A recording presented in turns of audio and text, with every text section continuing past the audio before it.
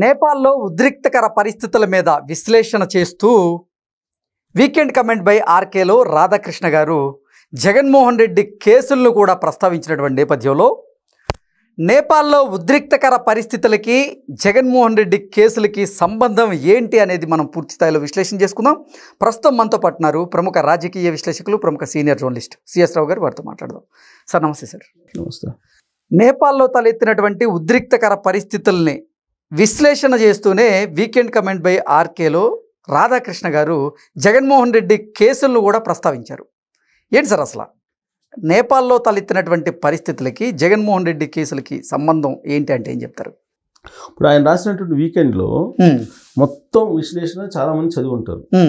అయితే దాంట్లో ఒక పాయింట్ని తీసుకొని ఇప్పుడు సోషల్ మీడియాలో బాగా ట్రోల్ చేస్తున్నారు రాధాకృష్ణ గారిని. ఏంటంటే ఆ పాయింట్, జగన్మోహన్ రెడ్డి గారి కేసులు ఇన్ని రోజులు విచారణ పూర్తి చేయకుండా ఉన్నాయి అని అంటే నేపాల్ లాంటి పరిస్థితులు భారతదేశంలో రాకుండా ఎందుకు ఉంటాయి అనే యాంగిల్లో ఒక పాయింట్ రైజ్ చేశారు. ఓకే, ఆ పాయింట్ని సోషల్ మీడియాలో వైరల్ చేస్తున్నారు. ఇప్పుడు అసలు నేపాల్లో ఉండేటువంటి పరిస్థితికి జగన్మోహన్ రెడ్డి గారి కేసులకు సంబంధం ఏంటి అన్నట్టుగా ప్రశ్న చేస్తున్నారు. అసలు నేపాల్లో ఎందుకు ఆ పరిస్థితి వచ్చింది? పొలిటీషియన్స్ని ఎమ్మడిబడి కొట్టారు కదా, ప్రైమ్ మినిస్టర్ని కొట్టారా? దొరికిన మంత్రిని దొరికినట్టు కొట్టారా? ఎవరిని వదలలేదు కదా, ఎవరిని దొరికితే వాళ్ళని కొట్టారు పొలిటీషియన్స్ని. కారణం ఏంటి? అవినీతికి వ్యతిరేకంగా ఒక ఉద్యమాన్ని, ఒక స్వచ్ఛంద సంస్థ తీసుకొచ్చింది అక్కడ ఫస్ట్. అది పెద్ద ఎత్తున అది ప్రచారంలోకి వెళ్ళింది. అవినీతి చేసేటువంటి వాళ్ళ మీద ఒక యుద్ధాన్ని చేశారు. ఆ యూత్ మొత్తం కూడా రోడ్ల మీదకి వచ్చారు. సోషల్ మీడియా వేదికగా చేసుకుని వైరల్ అవుతుంది. ఈ నేపథ్యంలో పొలిటీషియన్స్ ఏం చేశారు? వాళ్ళ చేతుల్లో అధికారం ఉంది కదా అని చెప్పి సోషల్ మీడియాని బ్యాన్ చేశారు. అంటే సమాచారాన్ని షేర్ చేసుకోకుండా. దాంతో పుండు మీద కారం చల్లినట్టు పరిస్థితి అయింది అక్కడ ఉండేటువంటి యూత్కి. జన్ జెడ్ అంటే ఆల్మోస్ట్ 26 years లోపలంతా వాళ్ళు ఇంకా తిరగబడ్డారు. ప్రజలు తిరగబడితే వ్యవస్థలు ఏం చేయలేవు అనేది ఉదాహరణ. నేపాల్ లాస్ట్కి మిలిటరీ దిగినా కానీ కంట్రోల్ రాలేదు కదా. అవును. సో ఎట్టకేలకు సరే ఎవరినో మిలిటరీ సంబంధించినటువంటి రిటైర్డ్ వాళ్ళని జడ్జిని ఏదో పెట్టినట్టున్నారు అక్కడ. ప్రస్తుతానికి సద్దుమడిగింది. అయితే అది రావడానికి కారణం ఏంటి? అవినీతికి వ్యతిరేకంగా పోరాటమే కదా. అక్కడ ఉండేటువంటి పొలిటీషియన్స్ అవినీతి తట్టుకోలేక అక్కడ ఉండేటువంటి ప్రజలు తిరగబడ్డారు. ఇక బంగ్లాదేశ్ పరిస్థితి తీసుకున్నాం. ఈ మధ్యకాలంలో బంగ్లాదేశ్ కూడా తగలబడింది కదా.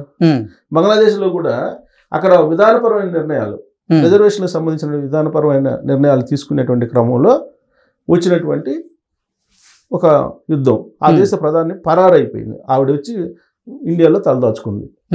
అవునా? సో శ్రీలంకను చూసాం మనం ఆ మధ్యకాలంలో. శ్రీలంక అధ్యక్షుడిని ఇంటికి పోయి తగలబెట్టారు, లోపల పోయి జనం. అంటే పబ్లిక్ జనం నుంచి తిరుగుబాటు వస్తే ఈ వ్యవస్థలు ఏమీ పనిచేయవు, చట్టాలు ఏం పనిచేయవు, రాజ్యాంగం ఏం పనిచేయదు అనేదానికి ఉదాహరణ ఈ మన భారతదేశం చుట్టూ సరిహద్దుల్లో ఉన్నటువంటి దేశాల యొక్క పరిస్థితులే ఉదాహరణగా మనం చెప్పుకోవచ్చు. ఇంకా ప్రపంచవ్యాప్తంగా చాలా చోట్ల జరిగినాయి అలాంటివి. దాన్ని మెన్షన్ చేస్తూ మనకి భారతదేశంలో కూడా కొన్ని జరిగాయి అని చెప్పి 2 ఇన్సిడెంట్స్ని కోట్ చేశారు. అప్పుడు కూడా ఇక్కడ ఉండేటువంటి రాజ్యాంగం వ్యవస్థలు ఏం చేయలేకపోయి ప్రజలు తిరుగుబాటు వస్తాయి. ఏ సందర్భంలో? ఇందిరాగాంధీ ఎమర్జెన్సీ పెట్టిన రోజుల్లో ప్రజలు తిరగబడ్డారు. అప్పుడు ఏం చేసింది ఇందిరాగాంధీ? ఏం చేయలేకపోయారు అనేది ఒకటి.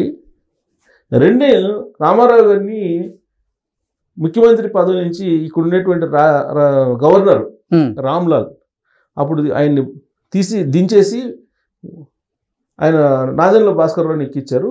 దాంతో ప్రజలందరూ తిరగబడ్డారు. అప్పుడు కూడా ఏం చేయలేకపోయినాయి వ్యవస్థ, ఉండేటువంటి వ్యవస్థలు. దాంతో అప్పుడు తలొగ్గి మళ్ళీ రామారావు గారిని ముఖ్యమంత్రిని చేసేంత వరకు ప్రజలు తిరగబడ్డారు. అంటే ప్రజా తిరుగుబాటు ఏ విధంగా ఉంటుంది అనేదానికి భారతదేశంలో ఉండేటువంటి ఈ 2 సంఘటనలు కూడా ఆయన కోట్ చేశారు. అంటే ప్రజలు తిరగబట్టడం మొదలు పెడితే చాలా దూరం వెళ్తుంది. సో ఇప్పుడు జగన్మోహన్ రెడ్డి గారి కేసులు ఉన్నాయి. ఈ కేసులకు సంబంధించి సుప్రీంకోర్టు క్లియర్గా చెప్పింది 1 year లోపల కంప్లీట్ చేయమని. రాజకీయ నాయకులకు సంబంధించిన కేసులు ఏవైనా సరే నేరానికి సంబంధించినవి కానీ ఆర్థిక నేరాలు కానీ ఏవైనా సరే వాటిని 1 year లోపల పరిష్కరించమని చెప్పి సుప్రీంకోర్టు చెప్పింది కదా. కానీ ఇప్పటి వరకు కూడా పరిష్కరించలేదు.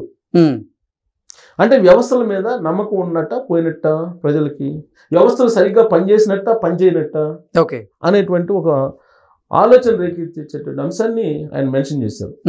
అంటే వ్యవస్థలు పనిచేయట్లేదు కాబట్టి ఇప్పటికైనా నేపాల్లో కానీ శ్రీలంకలో కానీ బంగ్లాదేశ్లో కానీ జరిగిన పరిస్థితుల్ని అబ్జర్వ్ చేసి ఈ వ్యవస్థల అధిపతులు ఎవరైతే ఉన్నారో వాళ్ళు ఆ వ్యవస్థను సక్రమంగా పనిచేసేటట్టు కనుక చేయగలిగితే ప్రజల్లో నుంచి తిరుగుబాటు రాదు, లేదంటే తిరుగుబాటు వస్తుంది అనేది ఆయన సారాంశం. దాంట్లో ఇక్కడ ఇప్పుడు భారతదేశంలో తిరుగుబాటు వచ్చే అవకాశం ఉందా అంటే లేకపోలేదు, వచ్చిన ఆశ్చర్యపోవాల్సిన పని లేదని చెప్పి రాశారు ఆయన. ఎందుకంటే కరప్షన్ పెరిగిపోయింది భారతదేశంలో, పొలిటికల్ కరప్షన్ పెరిగిపోయింది, ప్రభుత్వ ఎగ్జిక్యూటివ్ వ్యవస్థలో పెరిగిపోయింది.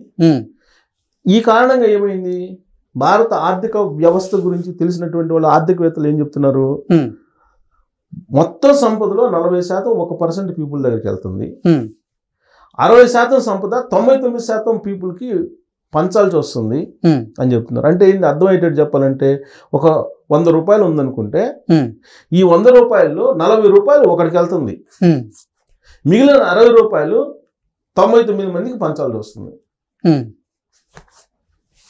40 రూపాయలు ఒకడికే వెళ్ళిపోతుంది, మిగిలిన 60 రూపాయలు 99 మందికి పంచాల్సి వస్తుంది. ఇది ఈ విధంగా ఉంది భారత యొక్క ఆర్థిక పరిస్థితి.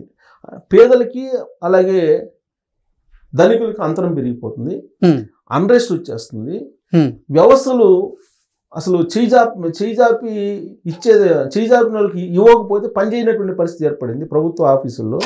ఇదంతా కూడా అన్రెస్ట్ ప్రజల్లో ఉంది. ఆ అన్రెస్ట్ ని తగ్గించాల్సిన బాధ్యత రాజ్యాంగ వ్యవస్థల మీద ఉంది.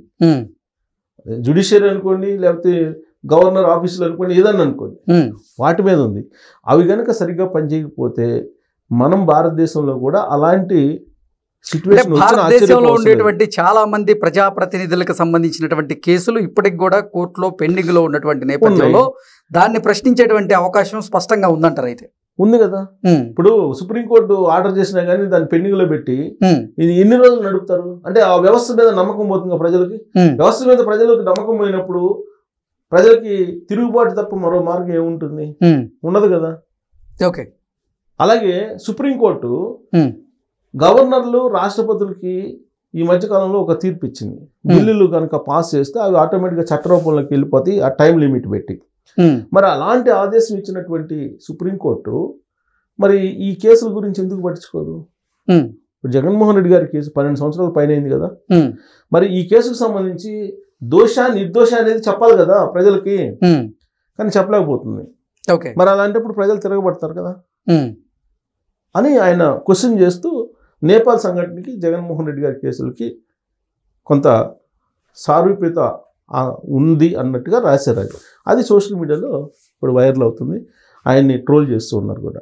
అయితే ఒకటి మాత్రం వాస్తవం, భారతదేశంలో ఇదే పోకడపోతే ఈ ఆర్థిక తారతమ్యాలు పెరిగిపోయి అవినీతి పరులు ఎక్కువైపోయారు ఇప్పటికే.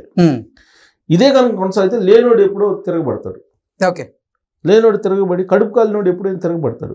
ప్రపంచంలో అనేక దేశాల్లో చూసాం మనం, అణచివేతకు గురైన వాళ్ళు వీళ్ళందరూ తిరగబడతారు. తిరగబడినప్పుడు ఎవరి చేతిలో ఏముండదు. అంత దూరం తీసుకొచ్చుకోకుండా ఈ వ్యవస్థల అధిపతులు మెలగాలి అనేటువంటి ఒక సంకేతం, ఒక సలహా ఇచ్చారు ఆయన. Okay sir, thank you so much. Thank you.